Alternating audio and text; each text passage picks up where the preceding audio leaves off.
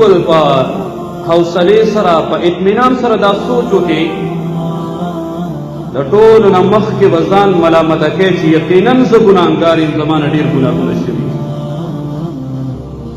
زما the family, زما خاندان، زما خپلوان، زما رشتہ داران، زما د علاقې والا، زما د ګړي والا، زما دوستان، زما د شهر والا یقینا ټول په ګناهونو کې مبتلا دي. د قیامت په ورځ رب العالمین مخکې کې د ابلیس په باره کې دا ګناهګاران او دا انسانان دا خبر وکړي چې یا رب العالمین ما خو ګناهونه نه کول،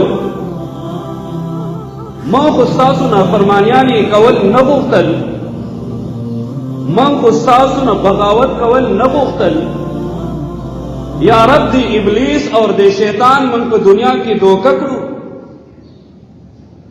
دنیا کې موږ ته د دروغو امیدونه په زړونو کې واچول، یا رب دی شیطان موږ مجبور کړو،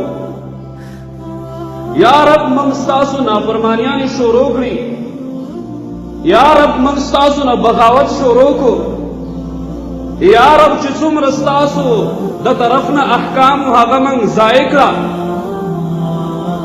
ستاسو د ټولو پیغمبرانو طریقې موږ ضایع کړي، د هغوی په نهج په لاره باندې تلل موږ پرېښودل، یا رب دا ټول زور او زبردستی او د گمراه کولو کوشش دا ابلیس اور شیطان کړل، من ملامت نه یو، شیطان ته به وویلی شي ها دا انسانان دې ولې ګناهګار کړي، ولې دې په ګناهونو کې مبتلا کړي، دغه ابلیس به ووایي ما ورته صرف دعوت ورکړی. رب العالمین چې د خپلو بندګانو سره کومې وعدې کړې وي بالکل حق او سچ وي، الا ان دعوتکم فاستجبتم لی، ما به صرف تاسو ته وسوسه اچوله، ما به صرف تاسو ته خبره کوله، دعوت به مو درکاو، تاسو به زمان نه منله، ولې منله زمان. ذکر دغه ابلیس په باره کې رب العالمین په خپل کلام کې بار بار دغه مسلمانانو ته، دغه انسانانو ته صفا اعلان کړی دی، ان الشیطان لکم عدو فاتخذوه عدوا. دا ابلیس، دا شیطان، د هغه ذریت، د هغه ملګري، د هغه ډله، د هغه جماعت د ستاسو دشمنان، او څوک چې دشمن مني هغه کامیابي او کامراني نه موني بلکې هغه ته هلاکت ملي. بیا به دغه ابلیس اعلان وکړي فلا تلوموني ولوموا انفسکم، اوس ما ولې ملامته کوئ، اوس ولې ما ته بد رد وایي، تاسو ما خو صرف تاسو ته دعوت درکړو نه به منلی که نه، ولې منل ده، او استاسې هم چغې وهئ زه به هم چغې وهم، نه تاسو په خپلو چغو باندې خلاصېږئ او نه زه په خپلو چغو به خلاصېږم، نه تاسو ما د جهنم نه بچ کولی شئ او نه زه تاسو د جهنم نه بچ کولی شم. بیا به دغه دین کې انسانان افسوس او ارمان کوي، لیکن وخت به تېرېږي. مسلمانانو سوچ او فکر وکړئ، کله چې په مخ د ځمکه باندې زنا او لواطت عام شي، کله چې په مخ د ځمکه باندې د ښځې غلام جوړ شي، د مور او پلار نافرمان جوړ شي، کله چې په مخ د ځمکه باندې سعد القبیلة فاسقهم، فاسق هغه د قبیلې مشر جوړ شي، فاسق د خاندان مشر جوړېږي، په مخ د ځمکه باندې د جماعتونو نه د شر خبرې خورېږي، د فرقو خبرې خورېږي، د فسادونو خبرې خورېږي، کله چې په مخ د ځمکه باندې هغه کسانو ته عزت او عظمت ورکړی شي چې کوم سندرې وایي، کوم غزلې وایي، کله چې په مخ د ځمکه باندې غیبت، چغلي اورېدل، غیبت، چغلي کول، بهتان لګول، کنځل کول، کله چې په مقدس مکه باندې اعمال ضایع کېږي، د منځونو هغه اهتمام پاتې نشي، د زکات ورکولو هغه اهتمام پاتې نشي، عبادت هغه اهتمام پاتې نشي، د قرآن سره مینه او محبت پاتې نشي، نو بیا فرتقبو د الله رسول فرمایي تاسو انتظار وکئ. انتظار د څه شي؟ ریحا حمراء، یو سرخ هوا. انتظار وکئ تاسو، بیا به تاسو باندې داسې عذابونه راځي چې د پاسه نه بیا باران نه کاڼي به ولي. بیا انتظار وکئ تاسو باندې به داسې عذابونه راځي چې شکلونه به مرانېږي. بیا انتظار وکئ په تاسو به د کاڼو بارانونه کېږي، په ځمکو کې به ښخېږئ. بیا انتظار وکئ د عذابونه به داسې را روانې، یو عذاب به ختمېږي، بل به شروع کېږي، بل به ختمېږي، بل به شروع کېږي. بیا انتظار وکئ تاسو د خاکسارۍ، انتظار وکئ تاسو د ګرانۍ، انتظار وکئ تاسو د عذابونو، انتظار وکئ تاسو د مصیبتونو. دا ټول حالات به راځي. نن زموږ په معاشره کې ټول دا ګناهونه موجود، انتها ته رسېدل دي. نن د مسلمان عزت محفوظ نه دی، نن د مسلمان مال محفوظ نه دی، نن د مسلمان جان محفوظ نه دی، نن مسلمان د خپل حق نه میلویږي، نن د مسلمان سره انصاف نه کېږي، نن د مسلمان سره عدل نه کېږي. کله چې دا حالات وي بیا به رب العالمین خفوي، او کله چې رب العالمین خفه شي بیا به رحمتونه نه وي، بیا به برکتونه نه وي، بلکې بیا به د الله د طرف نه قهر او غضب هغه نازلېږي. فرعون یو ظالم تیر شوی دی، هغه ظالم ته رب العالمین حضرت موسی راولېږه. حضرت موسی علیه السلام ورته د رب العالمین پیغامات ورسول. حضرت موسی علیه السلام ورته فرمایي د رب العالمین عبادت او بندگی شروع کا، د هغه رب عبادت او بندگی شروع کا چې کوم رب ته پیدا کړی. هغه فرعون د هغې په مقابله کې اعلان کوي انا ربکم الاعلی، زه ستاسو رب یم. رب العالمین په هغې باندې عذابونه راوستل. ولقد اخذنا آل فرعون بالسنین، د ټولو نه مخکې په هغه باندې قحط سالي راوسته، په هغه باندې مهنګایي راغله. نن که موږ په مقدس مکه وګورو قحط سالي شته دی، هر شی ګران دی. ها که تاجر دی هغه که په 10 روپۍ راوړی په 200 روپۍ باندې خرڅوي، هغه هم دا سوچ او دا فکر دی چې ځان دپاره څه پیدا کړم، د بچو دپاره څه پیدا کړم. نن هغه قحط سالي ده. بیا وروسته د هغې نه رب العالمین فرمایي فارسلنا علیهم الطوفان، چې کله د فرعون قوم، چې کله د فرعون بادشاهت کې اوسېدونکي خلک هغوی سم نه شو، رب العالمین په قحط سالي راوسته، په قحط سالۍ سره سم نه شو. فارسلنا علیهم الطوفان، رب العالمین په طوفانونه راوسته، رب العالمین په سیلابونه راوسته، رب العالمین په هواګانې راوستې، رب العالمین په عذابونه راوسته. فارسلنا علیهم الطوفان، په هغې سره سم نه شو. والجراده، رب العالمین په هغې باندې مخان راوسته په طور د عذاب باندې.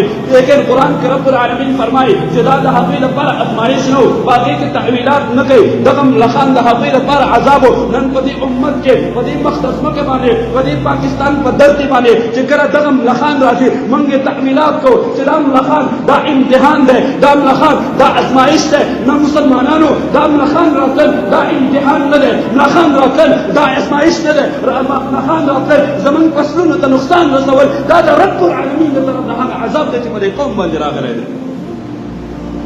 د فرعون په قوم باندې راځي نو عذاب او که په تا باندې راځي نو امتحان او ازمایش دی.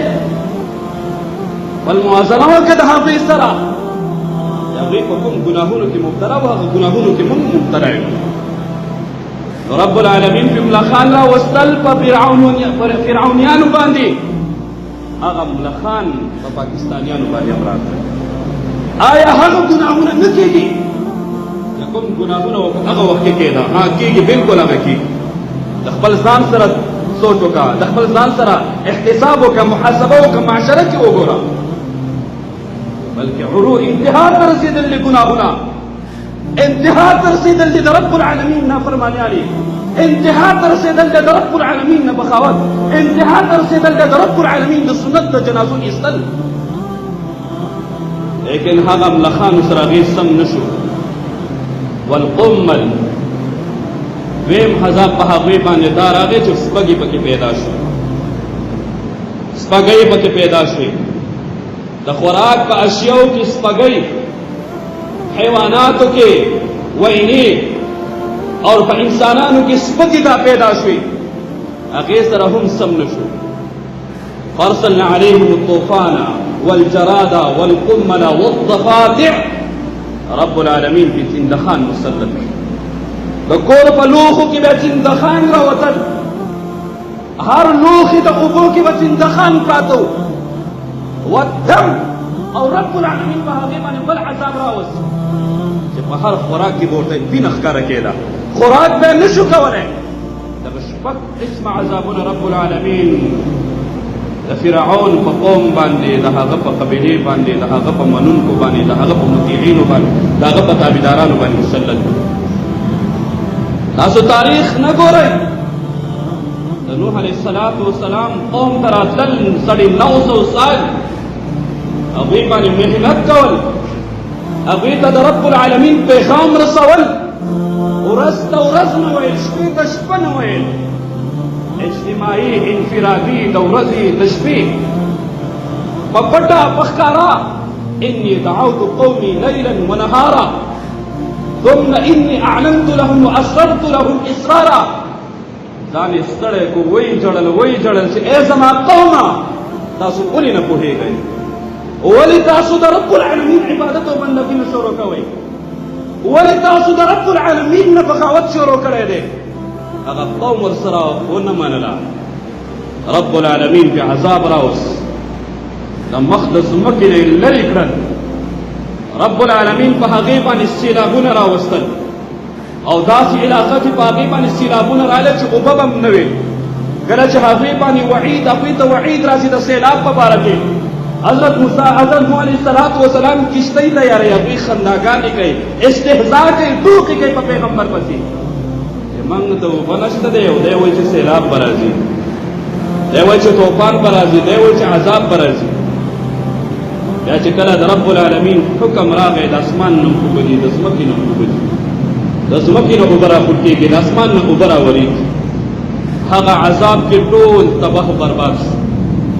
د قبرونو پته یې ونه لګېده، د کفنونو پته یې ونه لګېده، د جنازو پته یې ونه لګېده، د دعا څوک یې پاتې نه شو، د دعا کولو والا څوک یې پاتې نه شو. رب العالمین د ټولو دپاره عبرت وګرځاو. اوس هم دغه قرآن کې ذکر دی، مذکور دی، بیانېږي بار بار، لیکن مسلمانان به کله عبرت اخلي.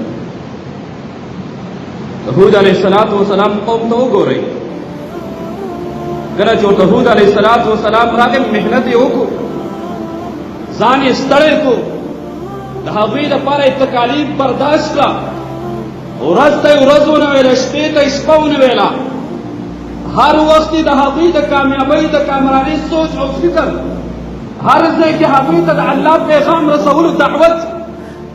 لیکن چې کله یې ورسره ونه منله، رب العالمین هغوی هم تباه کړه.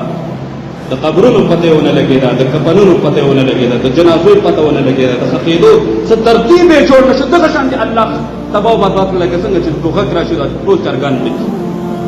د شعیب علیه السلام قوم ته وګورئ، حضرت شعیب علیه السلام ورته راغی، محنت یې پې کاوه چې ای زما قومه صرف د الله عبادت او بندګي شروع کړئ، زه تاسو ته راغلم، د الله د طرف نه راغلم، زه تاسو ته د الله خبره کوم، زما په منلو کې ستاسو کامیابی او کامرانی ده، زما په مخالفت کې ستاسو هلاکت او تباهی ده، زما په مقابله کې ستاسو هلاکت او تباهی ده. زما ومنئ، که چېرته زما ومنله کامیاب بشئ، ورته هلاک بشئ، وایي نه منله، رب العالمین په هغې باندې عذاب راستور یې تباه کړه.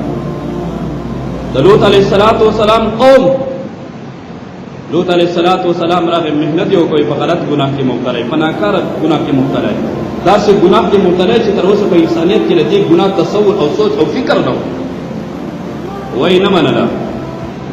رب العالمین که عذاب راوست، اسمان کې اوچت کړه او پسې راوغورځوه، د پاسې پې د کاڼي بارانونه وکړه. قرآن راواخلئ، قرآن وګورئ، د قرآن نه عبرت حاصل کړئ، د واقعاتو نه عبرت حاصل کړئ. لیکن محترم و موږ ټول ګناهونو کې مبتلا یو. نن که موږ سوچ او فکر وکړو، قسمه قسم بیماریانې راووتلې، قسمه قسم مصائب، مشکلات، تکالیف، رکاوټونه په موږ مسلمانانو باندې را روان دي. اول هغه بیماریانې راغلې چې موږ یې نوم نه پېژانو، او حدیث کې راځي رسول الله فرمایي چې کله زنا عام شي رب العالمین به داسې بیماریان راولي چې چاته به پته هم نه لګي څومره خطرناکې بیماریان راغلې اوس هم چلېږي. بیا په هغه وبایي بیماري کې ډینګي هم راغله، په هغه بیماریانو کې کرونا هم راغله، او هغه کرونا هغه عذاب چې هغې نه صرف کاروباري طبقه پریشانه نه ده، هغې صرف کاروباري طبقې ته نقصان ونه رساو، صرف مسلمانانو ته نقصان ونه رسید، بلکې په دې نقصان کې ټول انسانان هغه شریک دي، مشترک دي. هر څوک پریشان دی، هر څوک خفه دی، هر څوک غمگین دی، هر څوک سوچ او فکر دا کوي چې دا وبا به څنګه ختمېږي، کله به ختمېږي. د هغې د ختمېدو دپاره مختلف اعلانات کېږي، لیکن یاد ساتل پکار دي مسلمانانو چې تر څو پورې د الله طرف ته رجوع نه وي کړی شوي، تر څو پورې الله نه وي راضي کړی شوي، تر څو پورې د خپل ګناهونو نه معافي نه وي غوښتلی شوي، تر څو پورې چې بغاوت نه موږ نه وي قلار شوي، تر څو پورې چې موږ د رسول الله سنت په خپلو سینو پسې نه وي لګولې، تر څو پورې چې د الله احکام موږ خپلو سینو پسې نه وي لګولې، تر څو پورې چې د الله سره دښمني نه وي پرېښودی شوې، تر څو پورې چې د رسول الله سره دښمني نه وي پرېښودی شوې، تر هغې پورې به دا عذاب مسلط وي او مخکې به جاري او ساري وي. دغه څومره د افسوس خبره ده، د دک خبره ده، هغه وبا چې رسول الله صلی الله علیه وسلم سلامۍ ته تللو والا هم څوک پاتې نه شو. رسول الله صلی الله علیه وسلم په قبر کې څومره خفه وي چې زما هغه روضه چې هر وخت به زما امتیان ما ته ولاړو په ما به سلام ویل، په ما به درود ویل، نن زما په روضې باندې زما امتیان ما ته سلام نه وایي. دپاره زموږ چینل سبسکرایب کړئ او د ګنټې نشان کلیک کړئ چې زموږ نوې ویډیوګانې تاسو ته په وخت در ورسیږي.